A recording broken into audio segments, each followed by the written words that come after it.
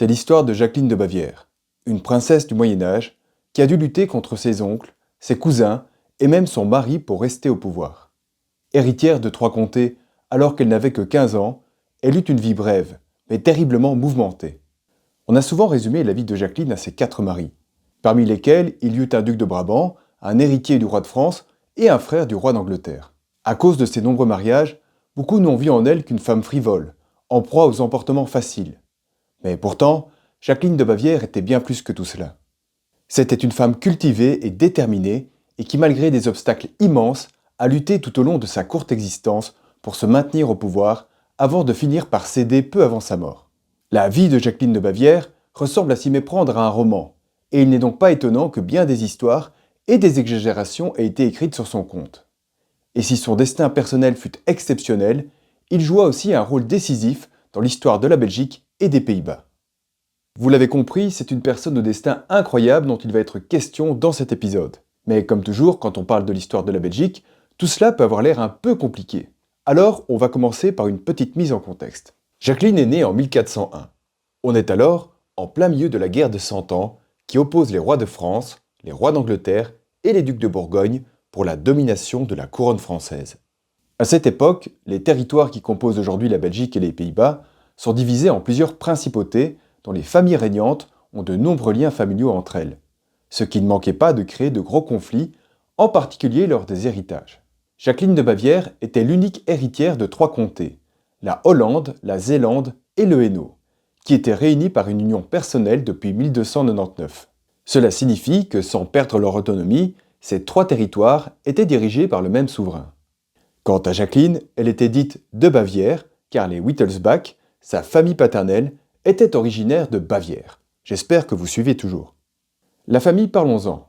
Son père était Guillaume, comte de Hainaut, de Hollande et de Zélande. Et côté paternel, elle avait un puissant oncle qui n'était ni plus ni moins que Jean de Bavière, le prince-évêque de la principauté de Liège. Voilà donc déjà une puissante famille du côté du papa.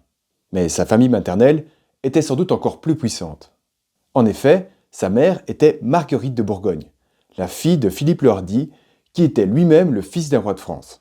Personnage capital de l'histoire de la Belgique, le grand-père maternel de Jacqueline, Philippe le Hardi, fut non seulement duc de Bourgogne, mais aussi comte de Flandre, suite à son mariage avec l'héritière du comté de Flandre, Marguerite de Malle, en 1369. Philippe le Hardi arrangea ensuite subtilement le mariage de ses enfants. Sa fille, Marguerite de Bourgogne, épousa ainsi Guillaume, le comte de Hainaut, de Hollande et de Zélande. Et ensemble, ils eurent une fille unique, Jacqueline de Bavière. Quant au fils aîné de Philippe le Hardi, Jean sans peur, un oncle maternel de Jacqueline, il épousa Marguerite de Bavière, tante paternelle de Jacqueline et sœur de son père Guillaume. Notons enfin qu'Antoine de Brabant, un autre fils de Philippe le Hardi, avait hérité quant à lui du duché de Brabant en 1406. C'est peut-être un peu complexe, alors je récapitule. Dès son enfance, Jacqueline était l'unique héritière du comté de Hainaut, de Hollande et de Zélande, tandis que son oncle maternel, Jean sans peur, était duc de Bourgogne et comte de Flandre, et qu'Antoine, un autre oncle maternel, était lui duc de Brabant. Et enfin, Jean de Bavière, oncle paternel de Jacqueline, était lui prince-évêque de la principauté de Liège. Bref, vous l'avez compris, les mariages, ça comptait pas mal pour placer ses pions à cette époque. Le mariage est alors un outil politique, et souvent, on n'hésitait pas à se marier dans la famille très proche si on pensait que ça pouvait faire nos affaires. Jacqueline est née à Le Quesnoy, ville aujourd'hui située en France et située dans le sud du comté de Hainaut à l'époque. C'est là que Jacqueline passe l'essentiel de son enfance en compagnie de sa mère et qu'elle reçoit une solide éducation.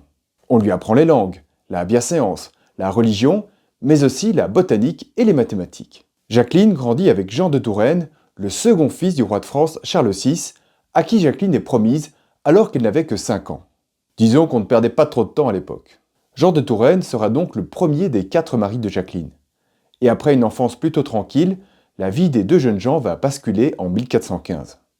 1415, si vous connaissez un peu l'histoire de France, c'est l'année où les troupes du roi de France vont être massacrées par les troupes anglaises à Azincourt. Mais pour Jacqueline et Jean de Touraine, c'est l'année où leur mariage devient effectif. Peu de temps après, le frère aîné de Jean de Touraine meurt de manière inopinée. Et voilà donc Jean de Touraine qui devient héritier du royaume de France. Jacqueline a alors 14 ans, Et en plus de devoir hériter du comté de Hainaut, de Hollande et de Zélande, elle semble destinée à devenir reine de France. Sauf que vous vous en doutez, cela ne va pas se passer comme cela. D'ailleurs, c'est un peu une constante dans la vie de Jacqueline, les choses se passent souvent de manière assez inattendue. Et ce nouveau rebondissement arrive alors en 1417. 1417 est en effet une année charnière de la vie de Jacqueline, avec tout d'abord la mort de Jean de Touraine, son époux. Ensuite, 2 mois plus tard, c'est Guillaume, le père de Jacqueline, qui succombe. Jacqueline est veuve alors qu'elle n'a pas 16 ans, et elle ne sera donc jamais reine de France. Elle hérite néanmoins des titres de son père et devient comtesse de Hainaut, de Hollande et de Zélande. Mais pour renforcer son pouvoir et aussi engendrer un héritier, Jacqueline se remarie rapidement en mars 1418. Son deuxième mari est Jean IV de Brabant, qui règne sur le duché de Brabant et de Limbourg. Ce n'est alors qu'un tout jeune garçon de 14 ans qui est devenu duc de Brabant suite à la mort de son père Antoine à la bataille d'Azincourt. Antoine était le frère du duc de Bourgogne Jean sans Peur, mais aussi de la mère de Jacqueline, Marguerite. Bref, si vous suivez bien, vous aurez compris que Jacqueline et Jean de Brabant étaient cousins germains, ce qui aura de l'importance par la suite. En régnant à deux sur le Hainaut, la Hollande, la Zélande, le Brabant et le Limbourg, Jacqueline et Jean de Brabant semblaient destinés à fonder une dynastie puissante qui aurait régné sur le cœur des futurs Belgique et Pays-Bas. Sauf que très vite, les ennuis vont commencer pour Jacqueline, car si elle est reconnue comtesse par ses États, quelqu'un n'accepte pas que Jacqueline succède à son père, c'est son oncle paternel Jean de Bavière, le prince-évêque de Liège. En 1417, Jean de Bavière est un homme à la réputation déjà tristement établie. Autoritaire, orgueilleux, ses sujets liégeois l'avaient surnommé Jean sans pitié à cause de la cruauté dont il faisait preuve. Jean de Bavière était tellement ambitieux qu'il ne s'était même pas fait consacrer évêque de Liège, et ce, pour se laisser la possibilité de se bâtir une dynastie à l'avenir. En 1417, il observe avec avidité les possibilités que pourrait lui offrir la mort de son frère. Rapidement, il abandonne la principauté de Liège et se rend à Dordrecht en Hollande, où il se fait nommer comte.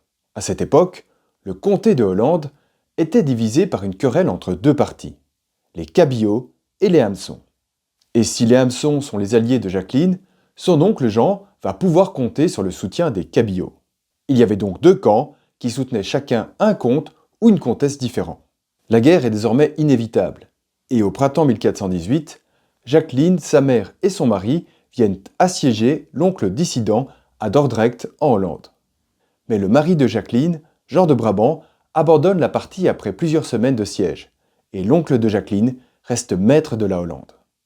La guerre s'enlise alors et très vite le jeune mari de Jacqueline semble se désintéresser totalement de la cause de sa femme.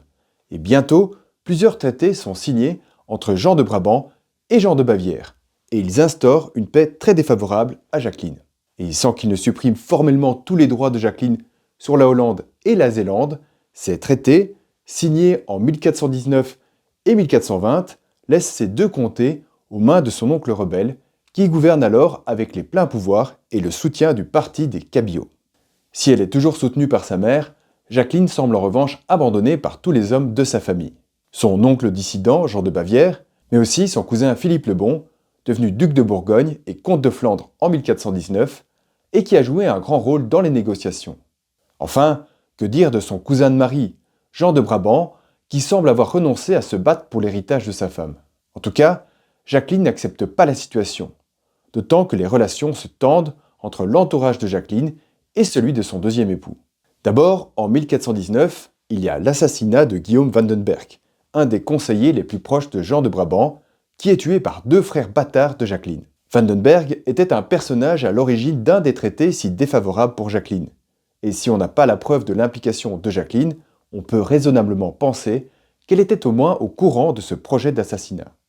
Un an plus tard, en 1420, la situation se crispe encore entre les deux époux, après que Jean de Brabant ait refusé de faire servir les dames de compagnie de Jacqueline lors du repas de Pâques.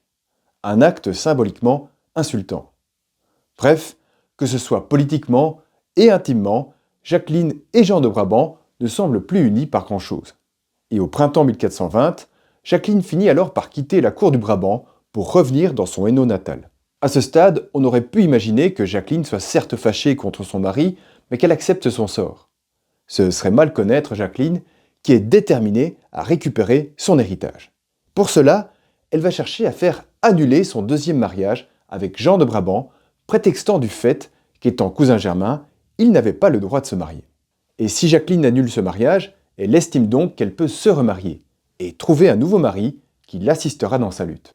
Et pour trouver ce nouveau mari, Jacqueline va traverser la Manche et se rendre en Angleterre, où elle fait connaissance avec Humphrey de Gloucester, un des frères du roi d'Angleterre Henri V. En 1422, il se marie. À seulement 21 ans, c'est le troisième mariage de Jacqueline, qui espère que cet homme aura davantage à cœur de défendre ses intérêts.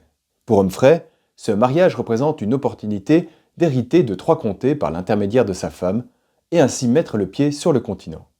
Ensemble, Jacqueline et Humphrey réunissent une armée pour venir reprendre la Hollande et la Zélande à Jean de Bavière, et le Hainaut à Jean de Brabant, le deuxième mari de Jacqueline, qui refuse l'annulation de mariage et règne en conséquence sur le territoire de sa femme. En 1424, après 3 années passées en Angleterre, Jacqueline retourne donc sur le continent pour tenter de récupérer son héritage qu'on lui conteste depuis des années. Jacqueline et Humphrey débarquent à Calais au mois d'octobre 1424, et dans les semaines qui suivent, ils parviennent à reprendre Ath, Valenciennes et Mons, et ils installent des garnisons anglaises dans plusieurs villes du Hainaut. De plus, les représentants du Hainaut réunis à Mons acceptent la nullité de son deuxième mariage, et ils reconnaissent dès lors Humphrey comme leur comte. Au mois de janvier, une grande nouvelle arrive de Hollande. Jean de Bavière vient de mourir, 6 mois après avoir été empoisonné par les pages de son livre de prière. Un assassinat digne d'un roman et qui fut commis par le mari d'une sœur bâtarde de Jacqueline, qui fut exécutée peu après.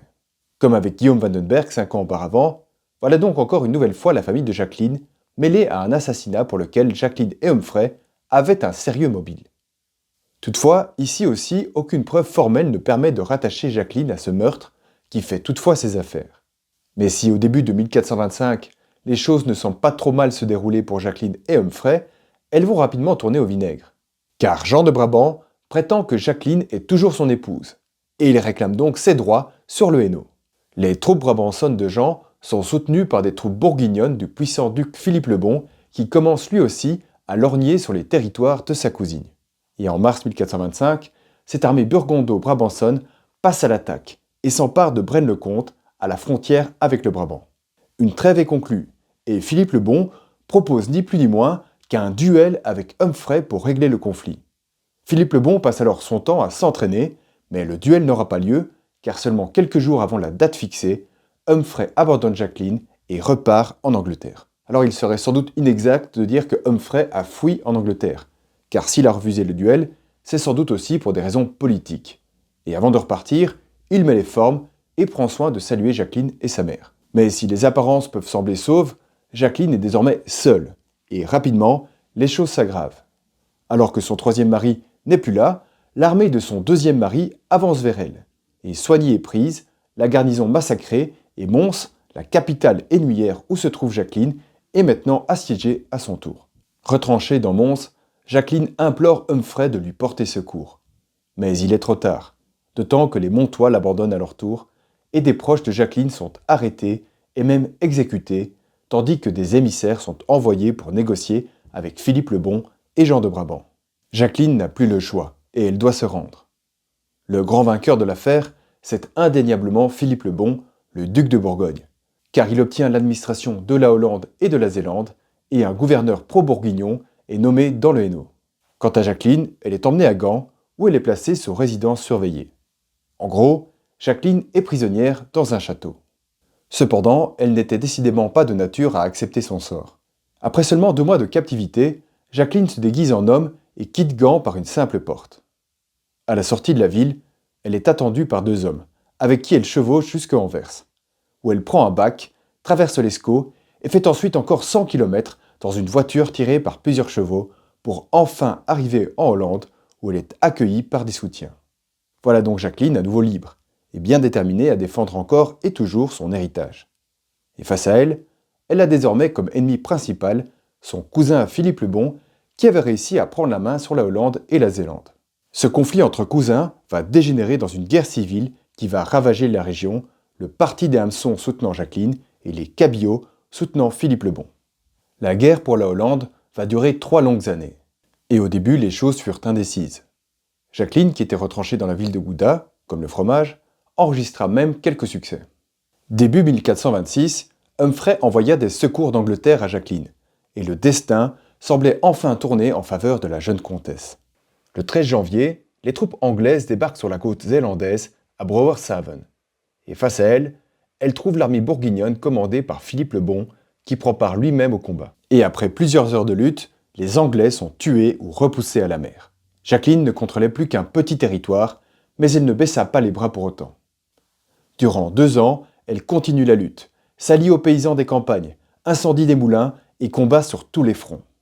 La Hollande est ravagée et Jacqueline, assiégée dans Gouda au début de 1428, finit par plier quand elle apprend que le pape refuse de reconnaître son mariage avec Humphrey, mais qu'il valide en revanche son union avec Jean de Brabant, qui vient cependant de mourir 1 an plus tôt.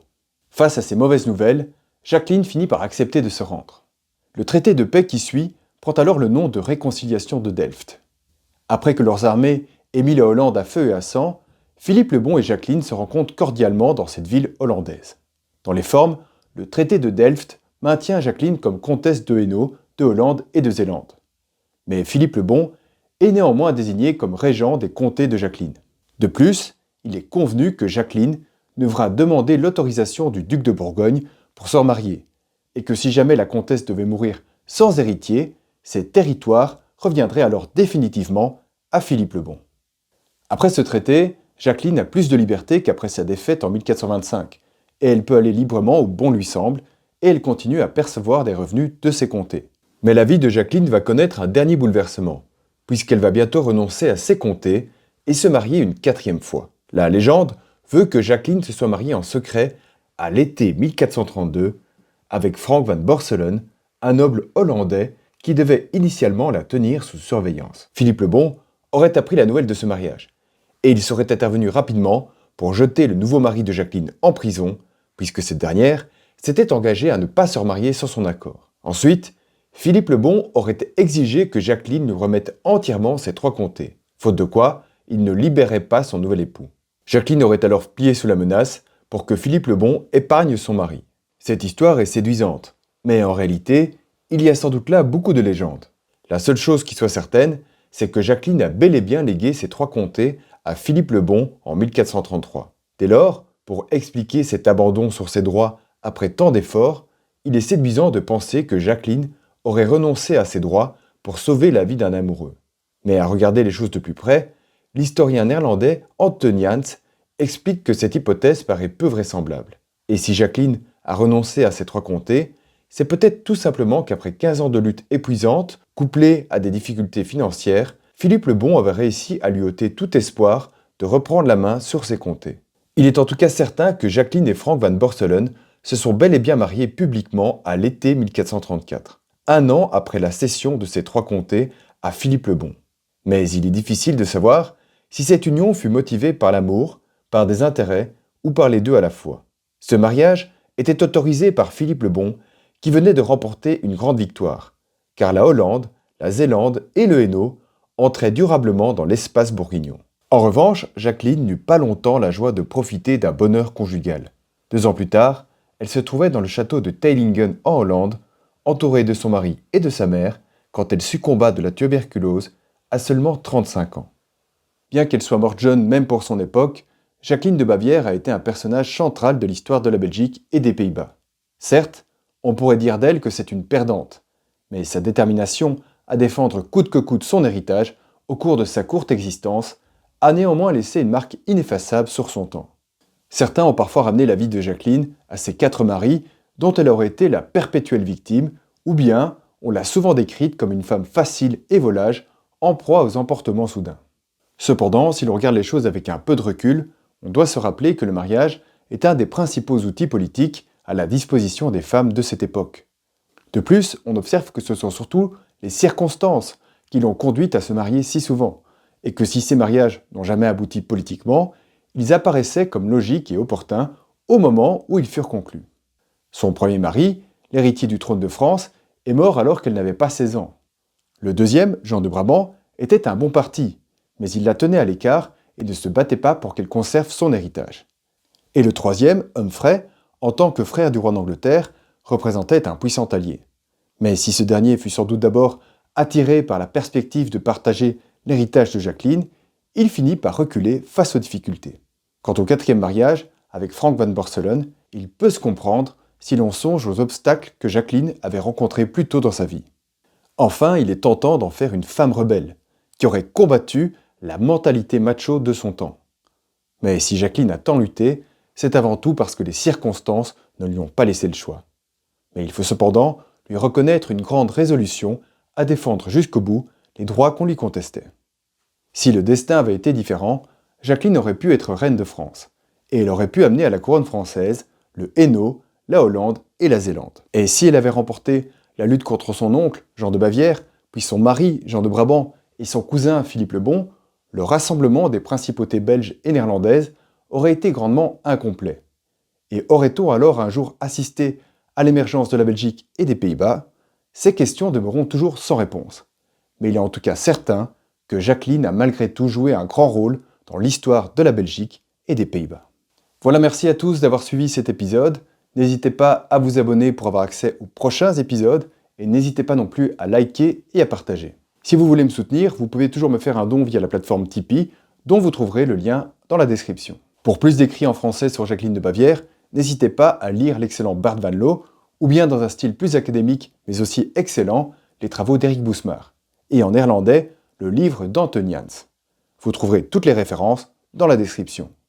Voilà, je vous remercie de m'avoir écouté, et je vous dis à très bientôt.